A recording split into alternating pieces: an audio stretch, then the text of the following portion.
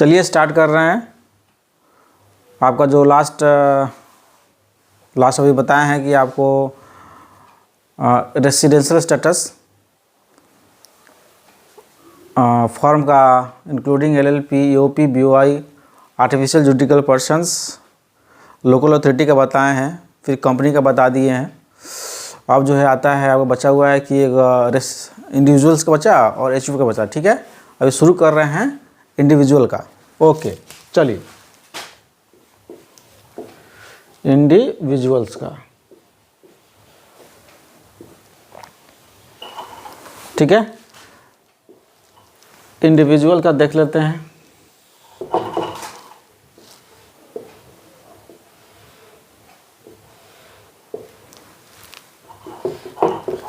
एक होता है ये रेसिडेंट होता है, और दूसरा होता है नॉन रेसिडेंट होता है। नॉन रेसिडेंट होता है।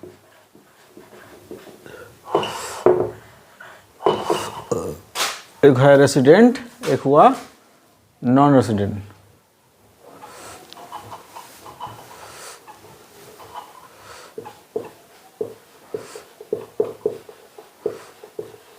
रेसिडेंट हुआ।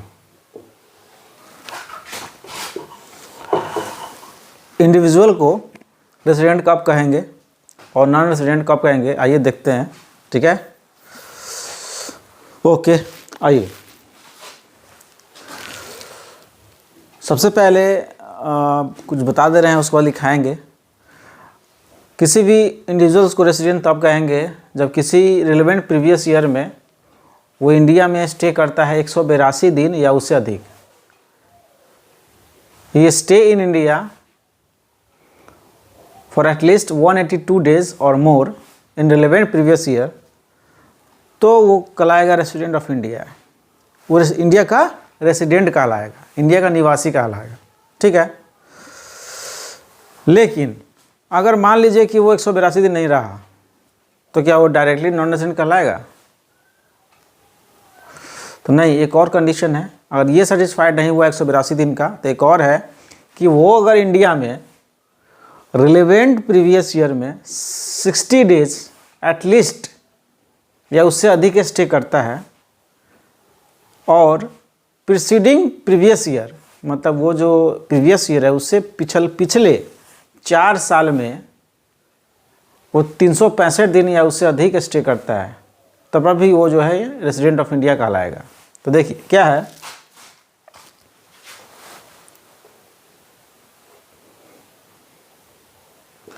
Individual said to be resident of India if he satisfy any one of following condition।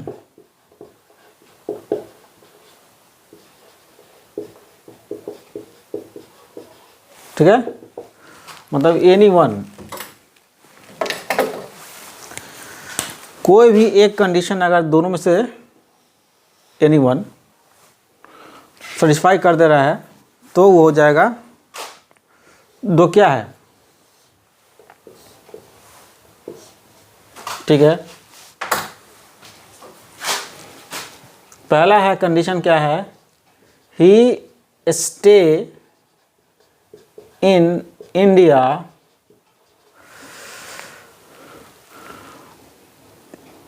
for at least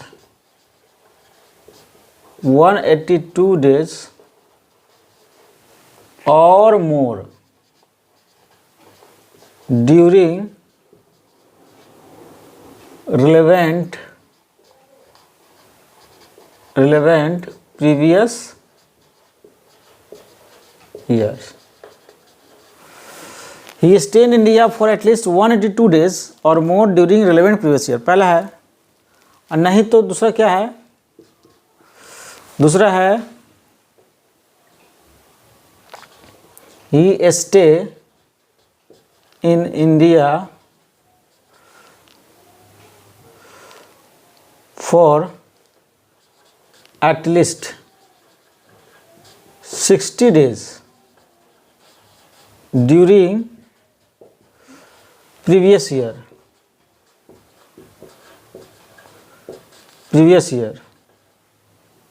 and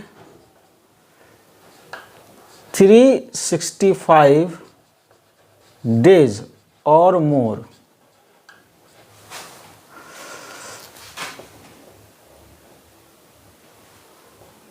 in last 4 preceding previous year.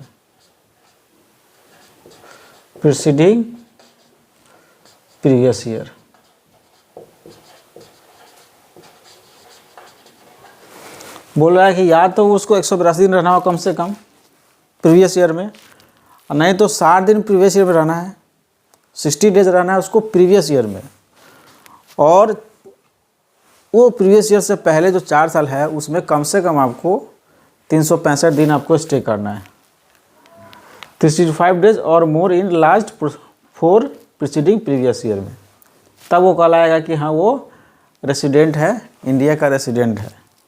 लेकिन फिर यहाँ पे एक बात आती है,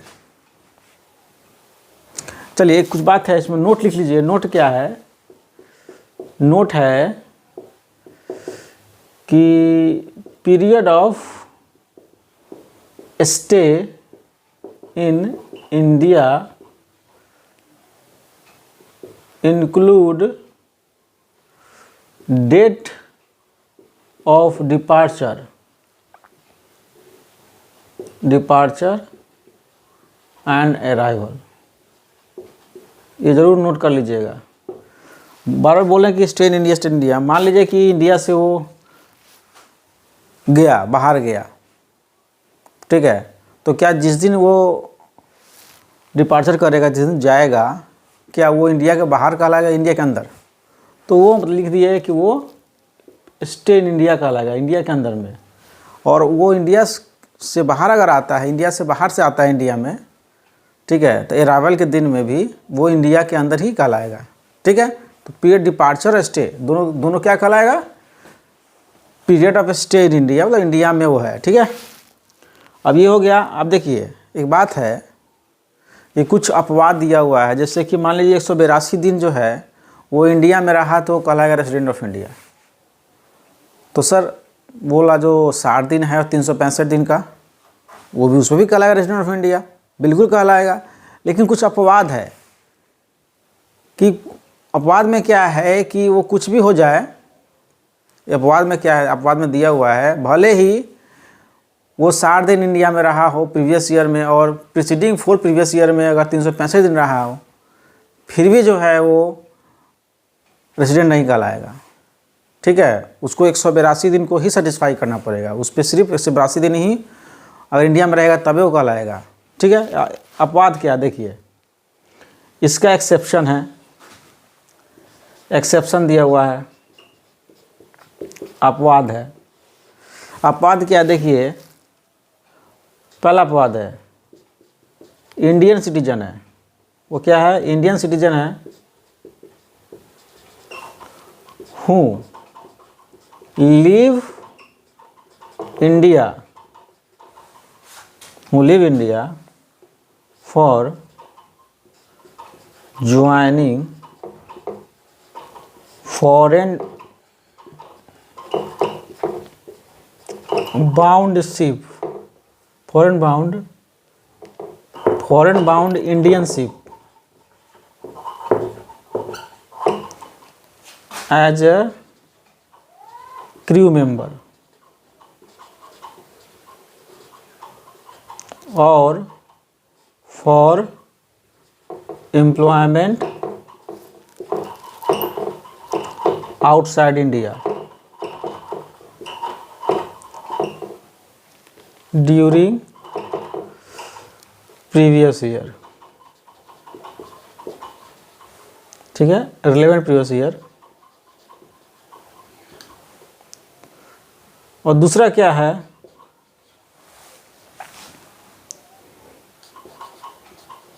इंडियन सिटीजन है और पर्सन इंडियन सिटीजन है और person of Indian origin who outside India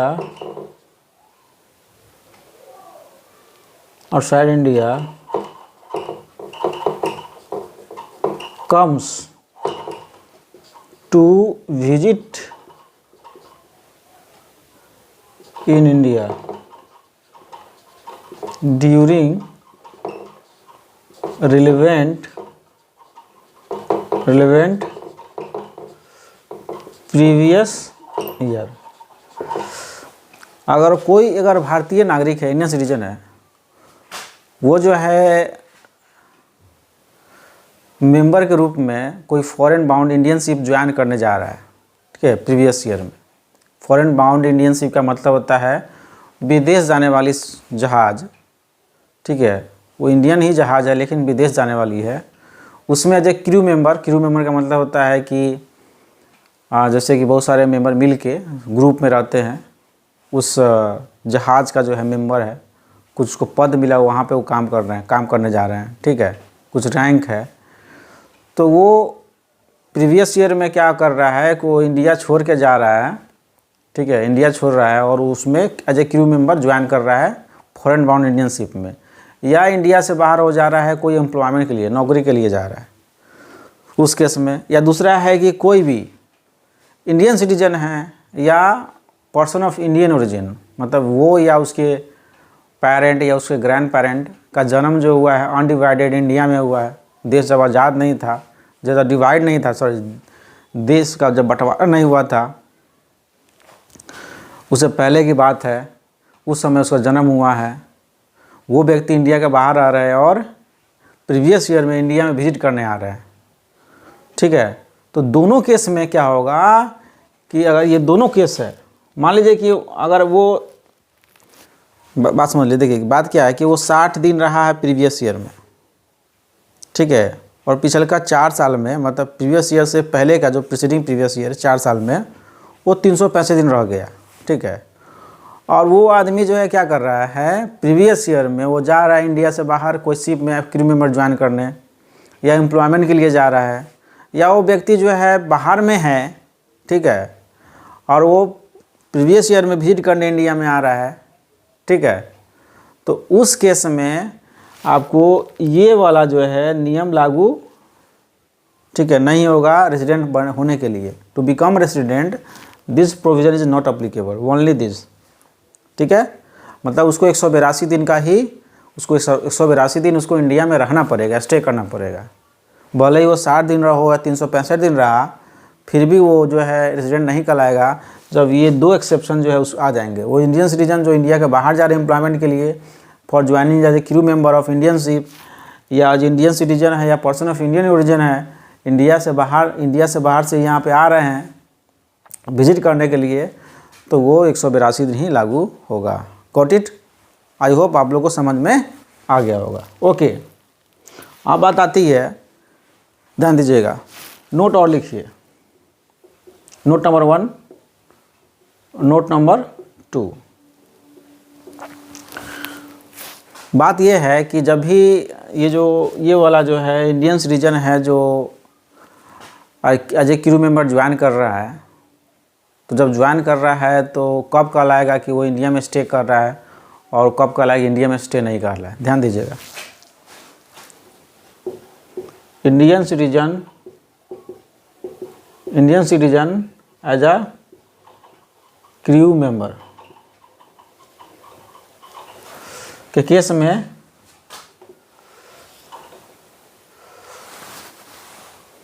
बोलता है कि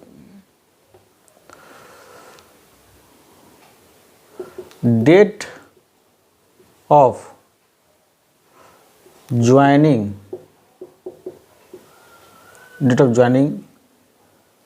ship as as date entered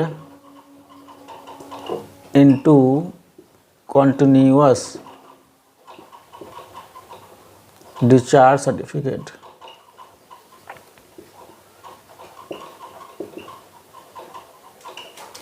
and date of joining ship and date of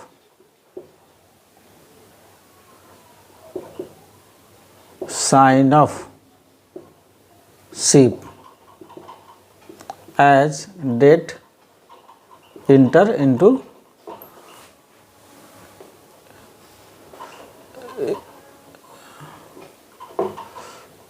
does not include in period of stay in India। देखिए ध्यान दीजिएगा, मान लीजिए कोई भी अगर इंडियन सिटीजन है,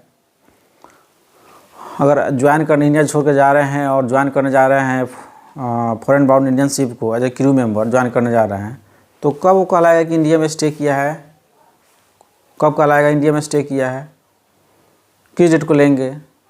ठीक है, तो ध्यान दीजिएगा, जब वो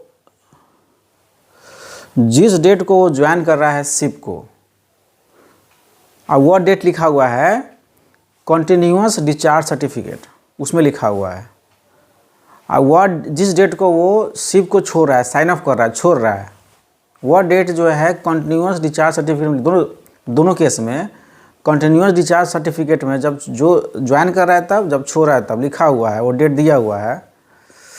ठीक है, तो वो जो डेट होगा ना, वो डेट को हम एक्सक्लूड कर देंगे period of stay in India, मतलब इंडिया में स्टे नहीं काउंट होगा।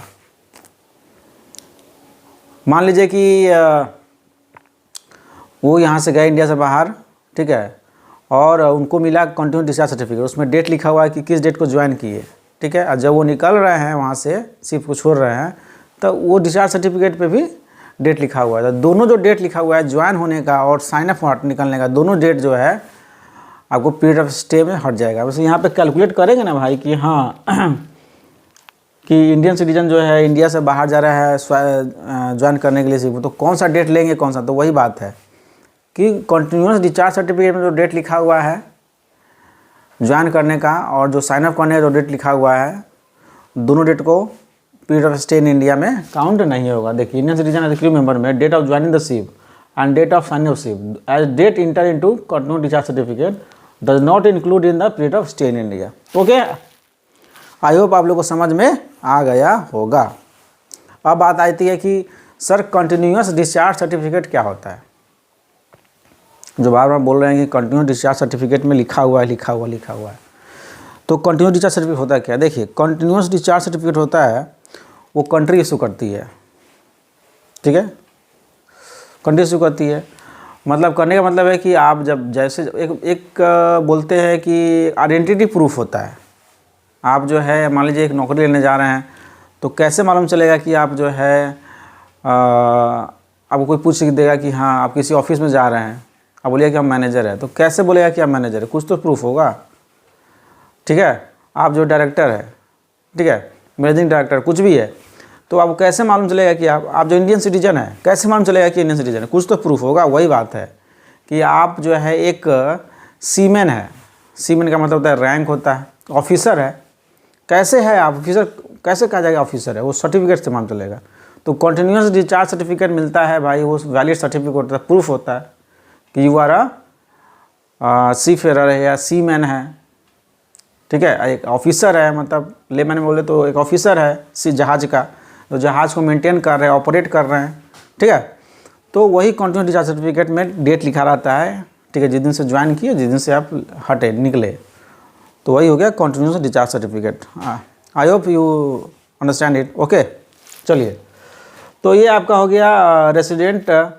तो रेसिडेंट होने के लिए आपको 182 दिन रहना पड़ेगा। इंडिया में नहीं रहना है तो 7 दिन देखिए, 7 दिन रहा कि नहीं रहा प्रीवियस ईयर में, और ना तो और 7 दिन हुआ तो वो प्रीवियस ईयर से पहले 4 साल में आपको जो है 365 दिन रहना है। ठीक है, तो आप कहलाइएगा रेसिडेंट। लेकिन अपवाद है कि अगर वो इंडियन सिटीजन है, वो इंडिया से बाहर जा रहा है एम्प्लॉयमेंट के लिए, या वो as a crew member join करने जा रहा है, ठीक है, या वो इंडियन सिटीजन है या पर्सन ऑफ इंडियन ओरिजिन है, इंडिया के बाहर में है, वो विजिट करने इंडिया में आ रहा है प्रीवियस ईयर में, तो उस केस में ये लागू प्रोविज़न नहीं होगा।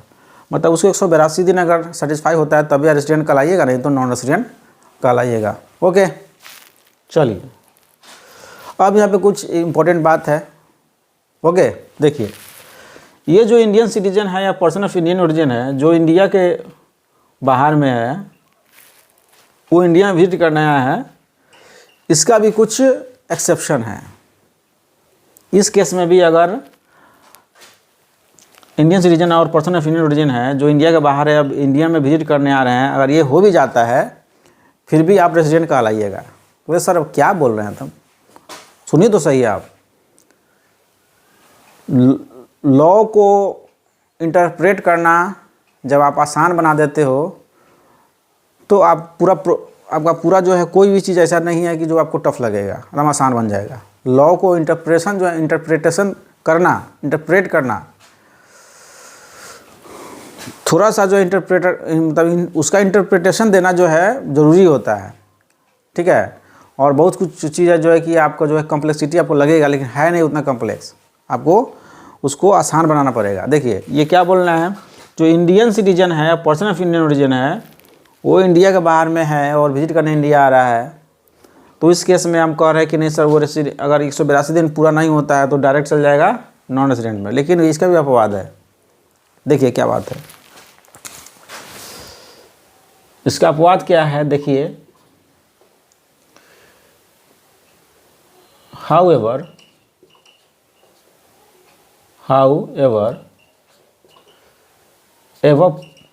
एवं पर्सन, जो वो एवं पर्सन, ये इसके बारे में बता रहे हैं, एवं person whose total income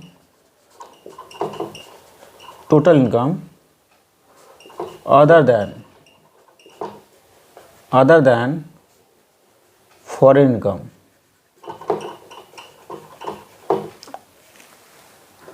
a person whose total income other than foreign income,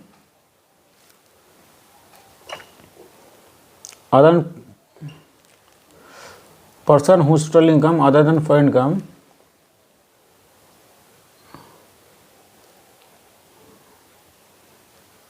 however a person whose total income other than foreign income and not deemed to accrue or arise in India, उसका total income foreign छोड़ के और वो deem to accrue arise in India में नहीं है, नहीं हो रहा है, exceed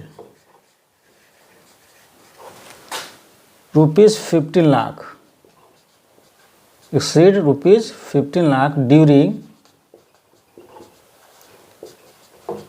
previous years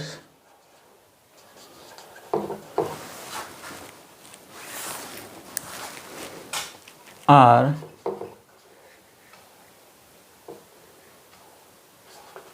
considered to be resident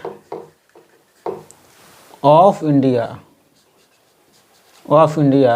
if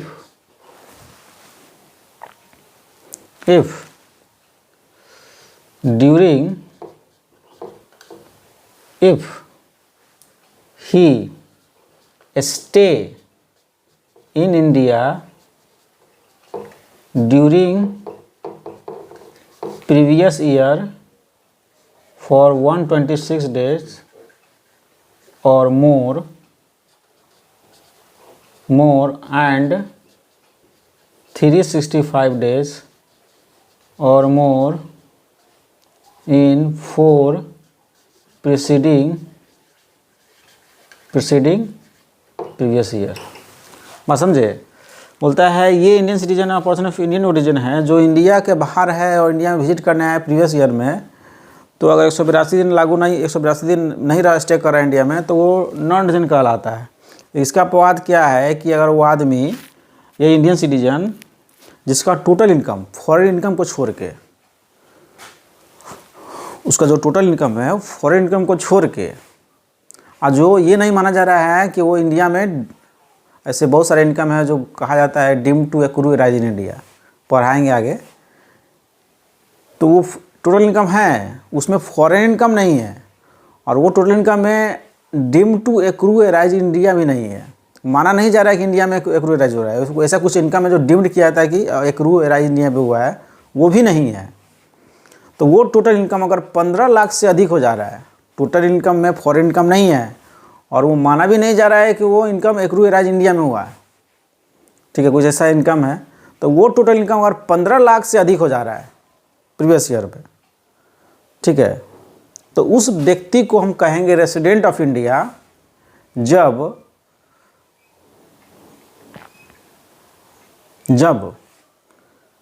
previous year में 120 दिन या उससे अधिक रहा हो, और प्रीसीडिंग 4 प्रीवियस ईयर में वो 365 दिन रहा हो, तो वो मानेंगे वो रेसिडेंट ऑफ इंडिया है। एक्चुअल में वो रेसिडेंट ऑफ इंडिया नहीं, तो रेसिडेंट पहले तो रेसिडेंट होना चाहिए, तब तो रेसिडेंट एंड ऑर्डिनरी रेसिडेंट होगा। वो क्या है कि resident but not ordinary resident में आता है, आगे पढ़ाएंगे। ये रेसिडेंट तो है ही, जब तक कोई रेसिडेंट नहीं होगा वो नॉट ऑर्डिनरी रेसिडेंट या रेसिडेंट बट ऑर्डिनरी रेसिडेंट नहीं हो सकता। पहले रेसिडेंट होना पड़ेगा, तब 2 भाग में बढ़ते हैं, resident and ordinary resident, resident but not ordinary resident. तो इस केस में क्या है कि वो रेसिडेंट कहलाएगा, भले ही कि वो इंडियन ओरिजिन का है या इंडियन सिटीजन है, इंडिया के बाहर है और 365 और इंडिया में आया है, विजिट करने आया है, तो वो भी रेसिडेंट कहलाएगा जब उसका जो टोटल इनकम है फॉरेन इनकम को छोड़ के 15 लाख से प्रीवियस ईयर में अधिक है, 15 लाख से अधिक है उसका टोटल इनकम, ठीक है, और वो प्रीवियस ईयर में 120 दिन या उससे अधिक रहा हो, और प्रीसीडिंग 4 प्रीवियस ईयर में वो 365 दिन या उससे अधिक रहा हो, तो वो कहलाएगा कि वो रेसिडेंट है। लेकिन resident but not ordinary resident हो जाता है, ठीक है। तो आई होप आप समझ में आ गया होगा। तो आप जो है देख लीजिए, आप लिख सकते हैं, फ़ोटो खींच सकते हैं, पॉज करके आप समझ सकते हैं।